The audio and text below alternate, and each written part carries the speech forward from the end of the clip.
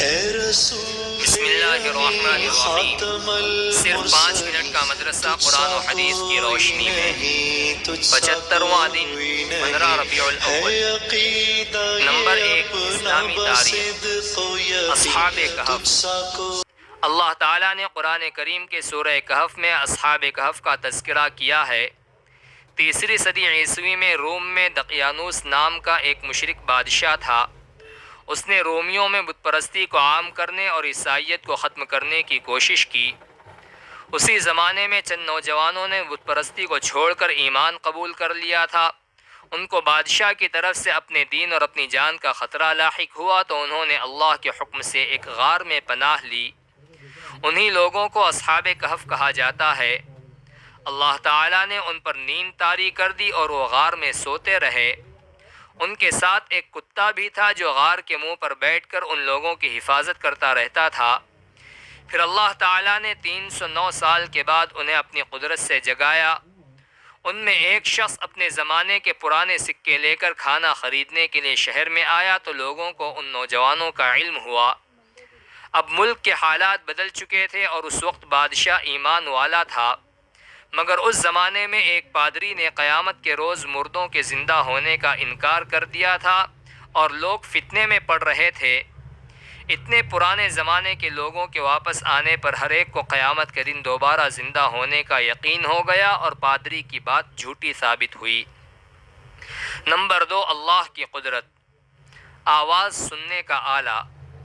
اللہ تعالیٰ نے آواز سننے کے لیے ہمیں 2 کان عطا فرمائے۔ ان کے ذریعے ہم مختلف قسم کی آواز سنتے ہیں اور اس کی خوبی و کمال اور کیفیت کا پتہ لگا لیتے ہیں۔ بعض آواز بڑی عمدہ اور دلکش ہوتی ہے جس سے سن کر دل کو بڑا سکون ملتا ہے، اور کبھی انہی کانوں سے خوفناک درندوں کی آواز سن کر اپنی حفاظت کا انتظام کر لیتے ہیں۔ اگر یہ کان نہ ہوتے تو ہم آواز کی لذت و کیفیت سے محروم ہو جاتے۔ بلا شبہ آواز سننے کے لیے 2 کانوں کا بنانا اللہ کی عظیم قدرت ہے۔ نمبر 3، ایک فرض کے بارے میں، حلال پیشہ اختیار کرنا۔ رسول اللہ صلی اللہ علیہ وسلم نے فرمایا، اللہ کے حقوق و فرائض ادا کرنے کے بعد حلال روزی حاصل کرنا بھی فرض ہے۔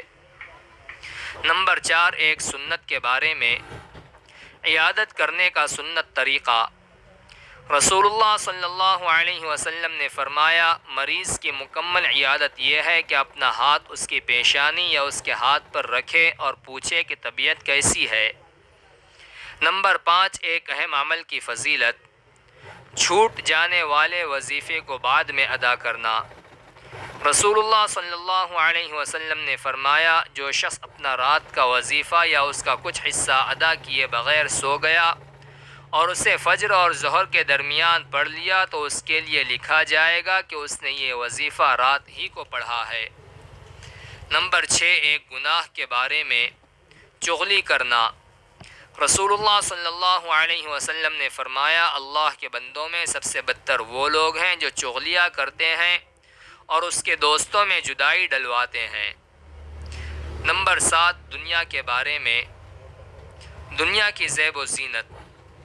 رسول اللہ صلی اللہ علیہ وسلم نے فرمایا، مجھے تم لوگوں کے بارے میں جس چیز کا سب سے زیادہ ڈر ہے وہ دنیا کا بناؤ سنگار ہے جو تم پر کھول دیا جائے گا۔ نمبر 8، آخرت کے بارے میں، منافق اور کافر کا ٹھکانہ جہنم ہے۔ قرآن میں اللہ تعالیٰ فرماتا ہے، آج یعنی قیامت کے دن نہ تم منافقوں سے کوئی معاوضہ لیا جائے گا اور نہ کافروں سے، اور تم سب کا ٹھکانہ دوزخ ہے، یہی جگہ تمہارے لائق ہے اور وہ برا ٹھکانہ ہے۔ نمبر 9، طب نبوی سے علاج، ہاتھ پاؤں سن ہونا۔ حضرت ابن عباس رضی اللہ عنہما کی موجودگی میں ایک شخص کا پاؤں سن ہو گیا تو انہوں نے فرمایا، اپنے محبوب ترین شخص کو یاد کرو۔ اس نے کہا، محمد صلی اللہ علیہ وسلم، پھر وہ ٹھیک ہو گیا۔ نمبر 10، قرآن کی نصیحت۔ قرآن میں اللہ تعالیٰ فرماتا ہے، یتیموں کے مال ان کو دیتے رہا کرو اور اچھی چیز کو بری چیز سے نہ بدلو، اور ان کے مال اپنے مالوں کے ساتھ ملا کر مت کھاؤ، ایسا کرنا یقیناً بہت بڑا گناہ ہے۔